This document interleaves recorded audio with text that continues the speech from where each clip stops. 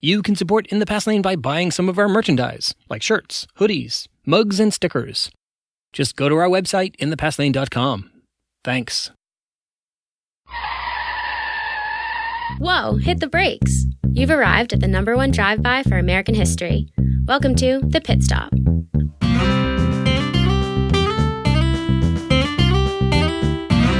Brought to you by In the Past Lane, the podcast about history and why it matters. Here's Edward T. O'Donnell, your host and historian at large.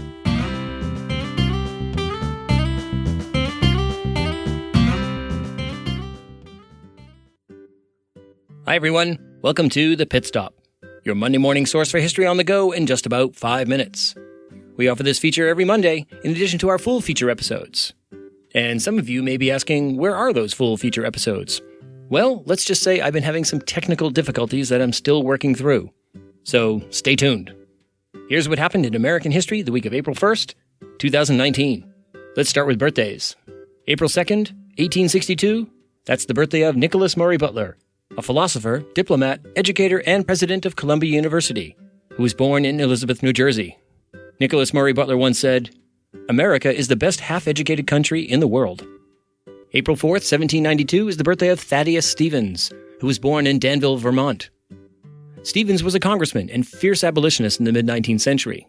Whenever he spoke about slavery, he never pulled any punches. On one occasion he wrote, "I can never acknowledge the right of slavery. I will bow down to no deity, however worshipped by professing Christians, however dignified by the name of the goddess of liberty, whose footstool is the crushed necks of the groaning millions, and who rejoices in the resoundings of the tyrant's lash and the cries of his tortured victims."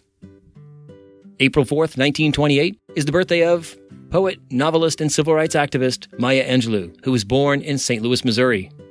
Maya Angelou was a prolific writer, and her most famous work was her memoir, I Know Why the Caged Bird Sings. And about that she wrote, "A bird doesn't sing because it has an answer. It sings because it has a song." April 6th, 1882, is the birthday of labor activist, socialist, and women's rights advocate Rose Schneiderman, who was born in Samyn, Poland. Rose Schneiderman garnered national attention in 1911 in the wake of the devastating Triangle Shirtwaist Factory fire that killed 146 women. She gave a speech at the memorial service that sharply critiqued American society for its toleration of unsafe and inhumane working conditions for American laborers. Schneiderman also fought for women's suffrage and was a co-founder of the ACLU. April 7th, 1931, is the birthday of writer, activist, and one-time military analyst Daniel Ellsberg, who was born in Chicago, Illinois. Daniel Ellsberg is the guy who, in 1971, released to the public the Pentagon Papers, a top-secret Pentagon study of the war in Vietnam. The Pentagon Papers showed that despite all the positive statements by the U.S. government about the progress of the Vietnam War, privately, officials in the Pentagon and White House knew the war was a disaster. Daniel Ellsberg's revelation caused a major controversy and led to his arrest and prosecution under the 1917 Espionage Act. He was convicted and sentenced to 115 years in prison, but eventually the charges were dropped. Daniel Ellsberg once said, "There should be at least one leak like the Pentagon Papers every year."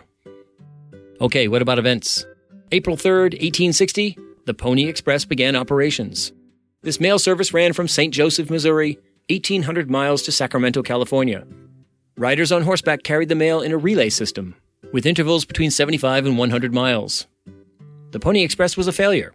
It went out of operation 18 months after starting. So why do we remember the Pony Express?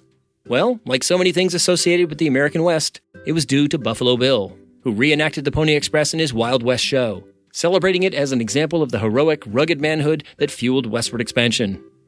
April 4th, 1967, Dr. Reverend Martin Luther King Jr. delivered a speech at Riverside Church in New York City announcing his opposition to the Vietnam War.